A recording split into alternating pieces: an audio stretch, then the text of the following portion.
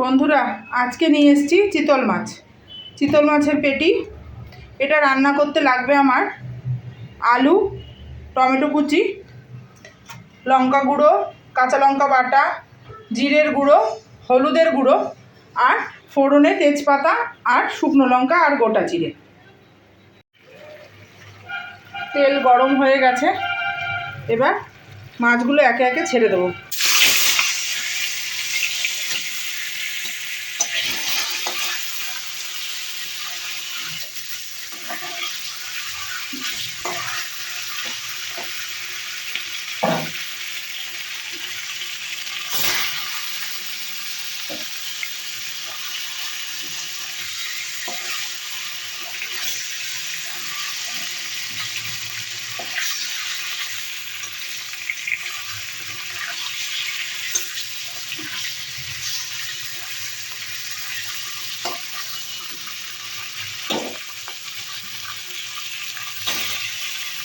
মাছগুলো ভেজে তুলে নিই, তারপরে আবার ফিরে আসছি। মাছগুলো লাল লাল করে ভাজা হয়ে গেছে, এবার একে একে তুলে নেব।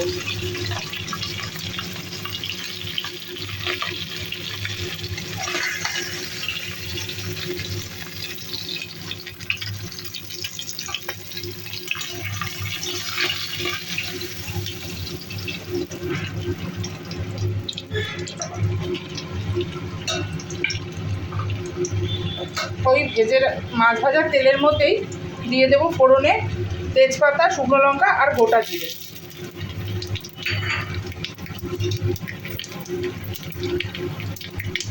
ফোড়নটা ভাজা হয়ে গেলে তার মধ্যে দিয়ে দেবো কেটে রাখা আলু।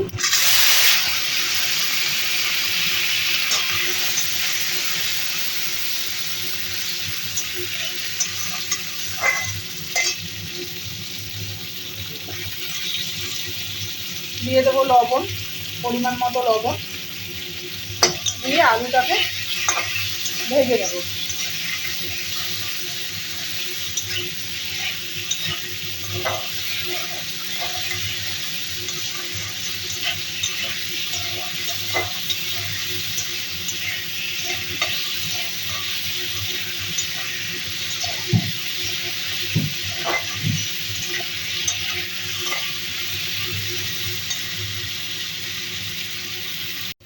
আলু ভাজা হয়ে গেছে, এবার একে একে সব মশলাগুলো আর টমেটো কুচিয়ে রেখেছিলাম সেটা দিয়ে দেবো।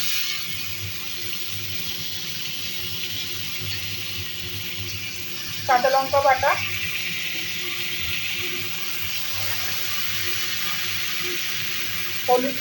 জিরে গুঁড়ো, হলুদ গুঁড়ো, লঙ্কা গুঁড়ো সব কিছু দিয়ে ভালো করে এবার কষিয়ে নেব। কষানোর জন্য দেবো সামান্য পরিমাণে জল। অল্প জল দিয়ে ভালো করে মশলাটাকে কষিয়ে নেবো তেল ছাড়া পর্যন্ত।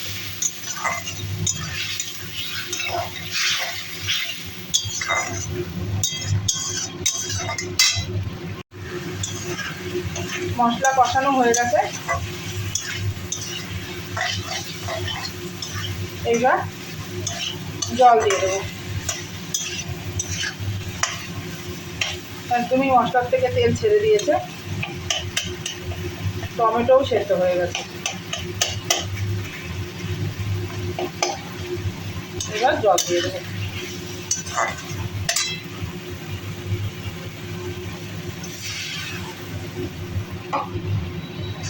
জল দেওয়া হয়ে গেছে, এবার মাছের ঝোলটা একটু ফুটে উঠুক, আলুটা সেদ্ধ হয়ে আসুক, তারপরে ভাজা মাছগুলো দেব।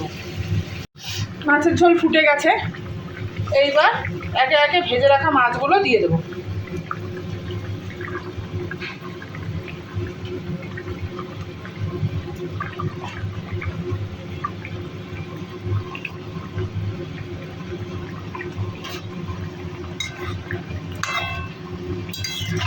এইবার একটু ঢেকে দেব, ঝোলটা ভালো মতো যেন মাছের ভেতরে ঢোকে।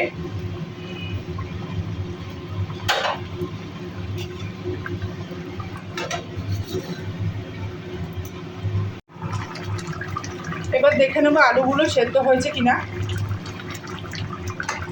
হ্যাঁ, আলু সেদ্ধ হয়ে গেছে, ঝোলও কমে গেছে। এবার সামান্য গরম মশলা দিয়ে নামিয়ে নেব। তৈরি হয়ে গেল আমার চিতল মাছের আলু গরম মশলার ঝোল।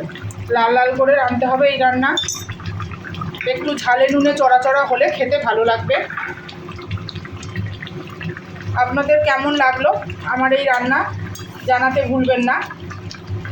যদি ভালো লেগে থাকে তাহলে লাইক করে কমেন্ট করে আমার পাশে থাকবেন এবং সাবস্ক্রাইব করবেন আমার চ্যানেল নন্দিতাস চ্যানেল। একটু সাবস্ক্রাইব করে আমার পাশে থাকবেন আর বেল আইকনটা টিপতে ভুলবেন না। ওটা প্রেস করলে আমি যখনই কোনো ভিডিও আপলোড করব সেটা আপনাদের সামনে চলে যাবে। আমার পাশে থাকার জন্য অসংখ্য ধন্যবাদ। আজকে তাহলে এটুকুই, আবার ফিরে আসবো কালকে।